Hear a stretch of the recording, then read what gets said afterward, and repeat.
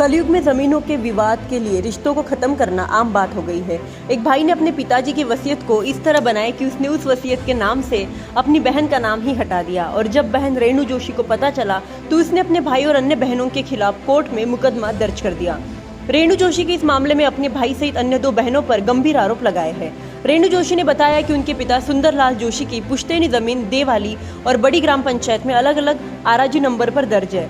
इन संपत्तियों को हड़पने के लिए उसके भाई भूपेंद्र जोशी ने हड़पने के लिए जो वसीयत तैयार की उसमें रेणु जोशी का नाम हटा दिया। रेणु जोशी ने पत्रकारों को बताया कि उसके पिता के 1 पुत्र सहित 5 पुत्रियां थी, लेकिन जो वसीयत तैयार की गई उसमें जिस तरह से गफलत की गई उसके बाद 2 अन्य बहनों के द्वारा भी केस दर्ज करवाया गया जो कि न्यायालय में विचाराधीन है।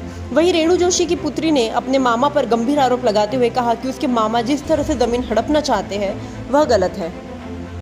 सुंदरलाल जी जोशी मेरे नाना जी के मरने के बाद में मेरे मामा भूपेंद्र जोशी ने फर्जी तरीके से वसीयत बनाई जिसमें उन्होंने गवर्नमेंट को भी जो सजरा दिया उसमें मेरी मम्मी का नाम हटा दिया उन्होंने।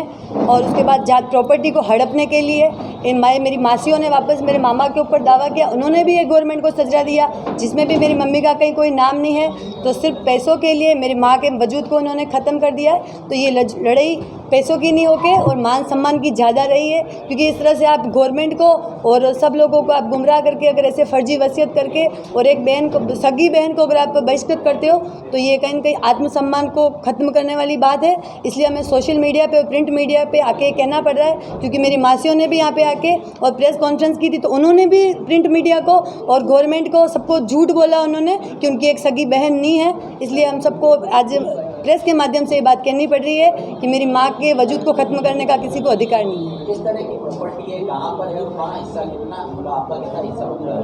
मेरे मामा की प्रॉपर्टी, नाना जी की जो प्रॉपर्टी है वो यहाँ पे साइफन चौराहे पे है। उसके बाद में बड़ी हॉस्पिटल है, वहाँ पे भी एक बाड़ी है हमारे नाना जी की। तो ये प्रॉपर्टी है मेरे नाना जी की। आपका कितने हिस्से में दावा? जो मेरी मम्मी का जो हिस्सा बनेगा उसी पे 6ठा भाग है। किस तरह की प्रॉपर्टी का विवाद है और क्या फर्जीवाड़ा सामने वाली पार्टी द्वारा? सर, एक 2021 में कोर्ट में एक दावा लगा, दावा बाबत घोषणा है शासन अधिकार का जो मधु व्यास ने लगाया है, जो इनकी रेणु जोशी की बहन है, और जो सजरा बनाया है उनको पार्टी भी नहीं बनाया है।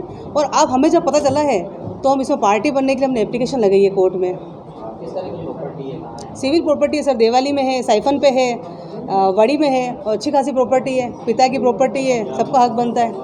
जिस तरह से उन्होंने फर्जीवाड़ा किया है और उनके साथ धोखाधड़ी की है, किस तरह की उसमें धाराएं लगती है और क्या मामला दर्ज हुआ? सर, ये दावा यही लगता है निषेधाज्ञा का 400 BC का, यही दावे लगते हैं इसमें। और सिविल केस फाइल होगा, फौजदारी भी बनता है, पर अभी हम सिविल केस के लिए हमने एप्लीकेशन लगाई है।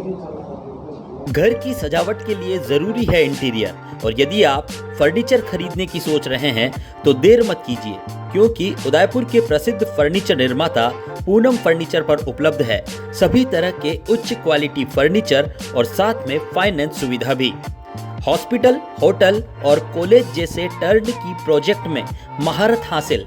घर की सजावट या शादी के लिए खरीदना है फर्नीचर तो जरूर आइए Poonam furniture, sector 5, Udaipur. For more details contact 9783262618 and 9828141898।